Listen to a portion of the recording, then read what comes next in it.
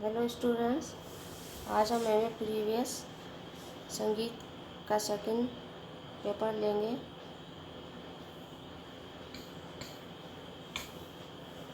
इसका first unit का second topic हम कर रहे थे, उसे कंटिन्यू करेंगे।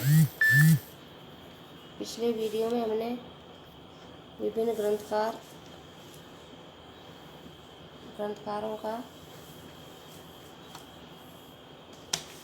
योगदान, संगीत को क्या योगदान है ये देखा। मतंग, शारंगदेव, भरत पर चर्चा की थी।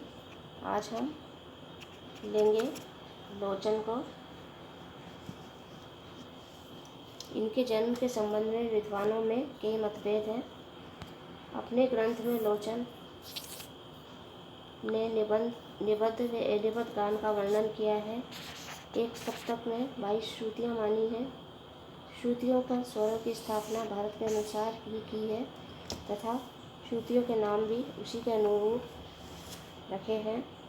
स्वरों की अंतिम श्रुति पर स्वर को स्थापित किया है।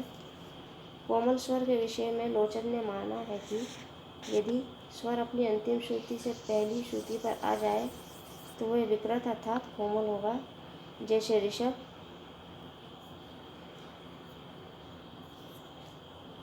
एक, धैवत 7 और बीसी श्रुति पर है।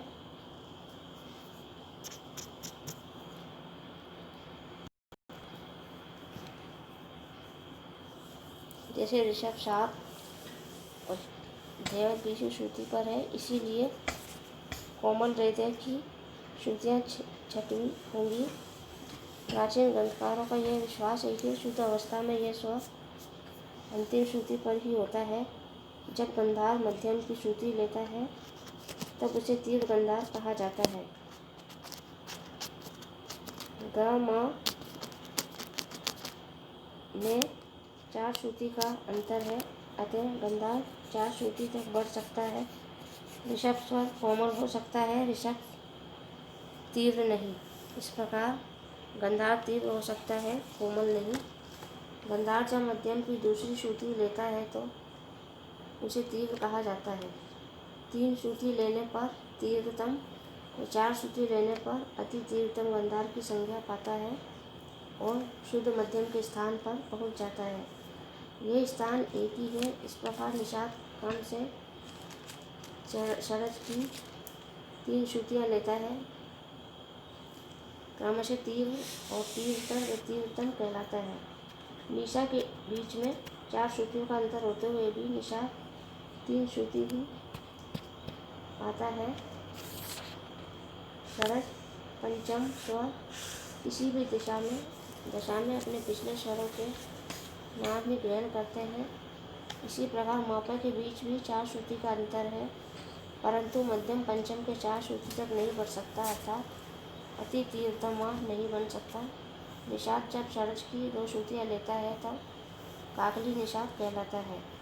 भातखंडे जी ने अपनी पुस्तक संगीत पद्धतियों के तुलनात्मक अध्ययन में लिखा है कि लोचन पद्धति के शुद्ध गानी हिंदुस्तानी पद्धति के कोमल गानी है। ये सत्य है कि संगीत का शुद्ध ठाट हमारा आधुनिक बिलावल ठाट नहीं हो सकता था। बिलावल ठाट के लिए जो गानी आवश्यक है, तरंगिनी में उन्हें विक्रत कहा गया है। मध्यकाल में यद्यपि सभी ग्रंथकारों में लोचन के शब्द को शुद्ध स्वीकार किया है, परंतु उसमें संज्ञा भेद दिखाई देता है।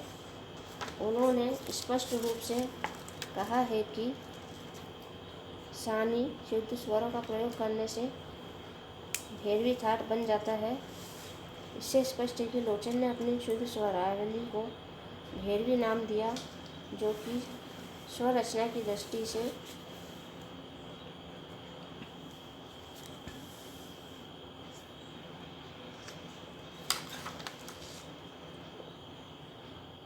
उन्होंने स्पष्ट रूप से कहा है कि गानी शुद्ध स्वरों का प्रयोग करने से भैरवी ठाट बन जाता है। इससे स्पष्ट है कि लोचन ने अपनी शुद्ध स्वरावली को भैरवी नाम दिया, जो कि स्वर रचना की दृष्टि से आधुनिक काफ़ी ठाट था। लोचन ने 12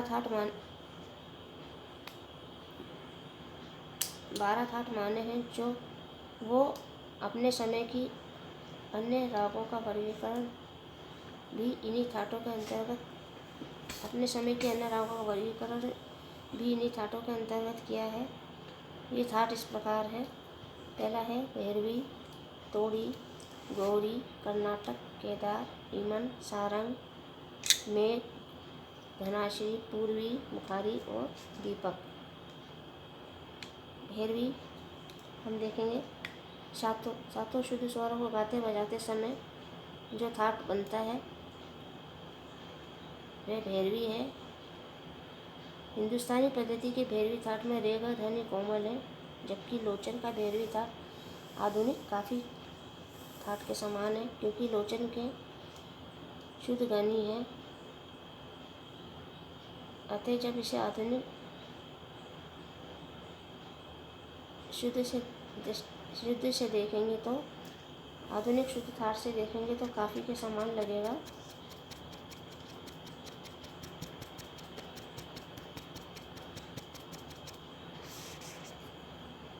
तोड़ी ठाट हम देखेंगे, सातों शुद्ध स्वर लेकर रेगा कोमल कर देने पर तोड़ी ठाट बनता है, जिससे आधुनिक भैरवी के दर्शन होते हैं।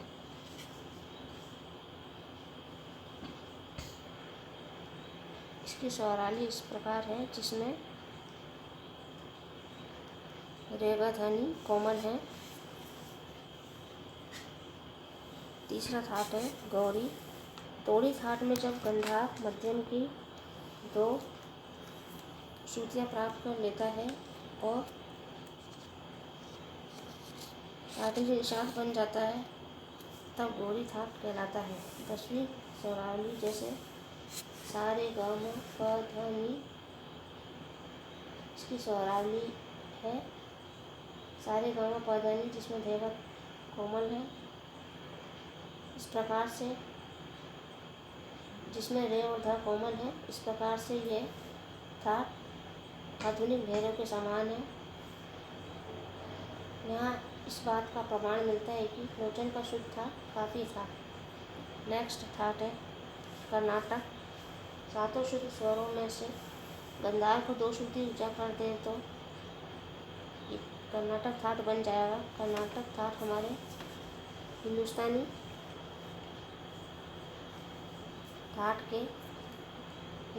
ठाट खमाज के समान है, जिसमें निषाद के अतिरिक्त सभी स्वर शुद्ध हैं, जैसे सा रे ग म प ध नि, जिसमें निषाद कोमल है। नेक्स्ट ठाट है केदार। यदि कर्नाटक ठाट में निषाद ठाट भी कर दिया जाए तो केदार ठाट उत्पन्न हो जाएगा। इसकी स्वरावली सा रे ग म प ध नि, जिसमें सभी स्वर शुद्ध हैं। ये हमारे आधुनिक बिलावल ठाट के समान है। नेक्स्ट है ठाट ईमन। केदार ठाट में यदि मध्यम स्वर को 2 श्रुति चढ़ा दिए जाए तो वो ईमन ठाट हो जाएगा। इसकी स्वरावली में मध्यम तीव्र है। सा रे ग म प ध नि में मध्यम तीव्र, जो आधुनिक कल्याण ठाट के समान है। ये स्वर यमन से मिलते हैं। अंतर केवल इतना है कि हिंदुस्तानी पद्धति में हम जिन स्वरों को तीव्र गंधार, निषाद और तीव्र मध्यम कहते हैं, लोचन के तरंगणी में तीव्रता निषाद तीव्र मध्यम कहा गया है। नेक्स्ट है ठाट सारंग। इस ठाट में गंधार शुद्ध मध्यम के समान हो जाए और निषाद का स्थान ग्रहण कर ले तो सारंग ठाट बन जाता है। यदि हम इसे उत्तरी स्वरों के रूप में देखें तो इसका रूप हमें इस प्रकार मिलेगा, जिसमें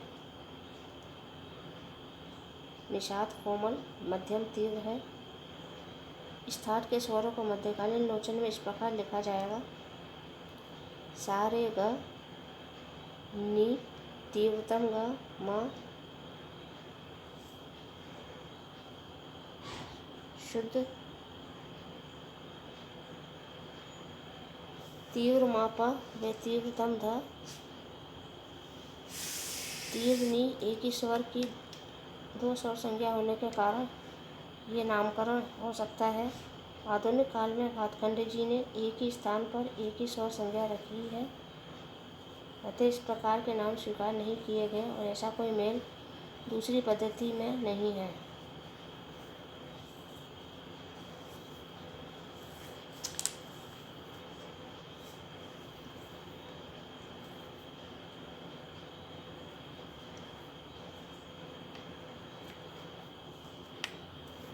नेक्स्ट है मेघ।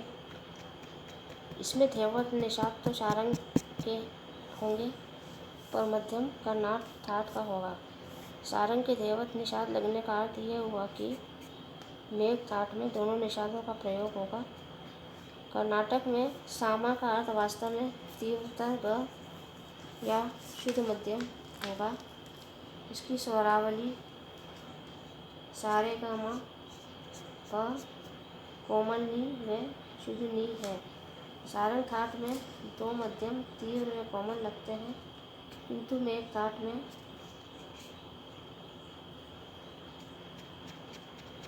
ये कहीं दिखाई नहीं देते।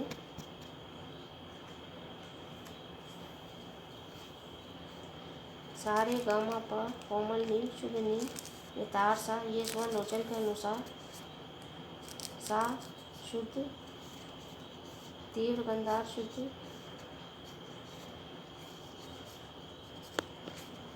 शुद्ध पा तीव्रता धैवत व तीव्र नी है।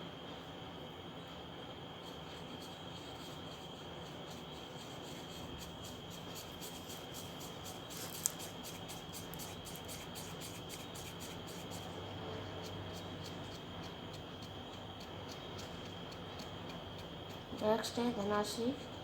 जब ऋषभ कोमल में गंधार तीव्र हो जाता है तब ये मध्यम पंचम की दो श्रुति ले लेता है। धैवत कोमल हो जाता है तब निषाद षडज की दो श्रुतियाँ ले लेता है, अर्थात तीव्र हो जाता है तो ये धनाश्री राग के समान है। इसमें रेधा कोमल व गनी म तीव्र प्रयुक्त होते हैं।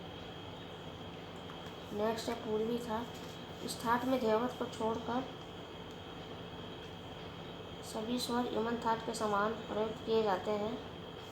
धैवत को एक श्रुति ऊंचा कर देते हैं, अतः इस ठाट में सारे गाँव पौधा नी सभी यमन ठाट के स्वर हैं तथा कोमल नी जिसे लोचन ने तीव्र धैवत कहा है उसे ग्रहण कर लिया है।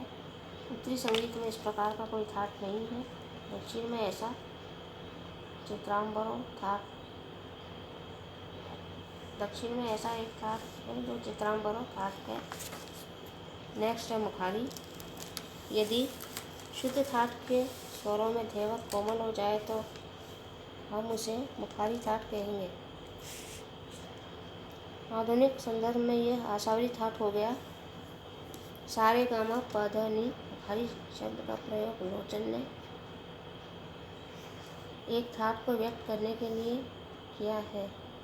दक्षिण में मुखारी मेल का प्रयोग होता है, परंतु ये लोचन के मुखारी से भिन्न है। नेक्स्ट है दीपक। इसके बारे में लोचन ने कोई परिभाषा नहीं दी है। इससे ये सिद्ध होता है कि दीपक ठाट का पहले ही प्रचार समाप्त हो गया था। इन ठाटों में 75 अन्य रागों का वर्णन किया है। राग तरंगिणी ने जितने भी अन्य राग में वे आज भी हिंदुस्तानी राग तरंगिणी में जितने भी अन्य राग वे आज भी हिंदुस्तानी संगीत में प्रचलित हैं। इसीलिए लोचन को आज के हिंदुस्तानी संगीत का संस्थापक कहा जाता है।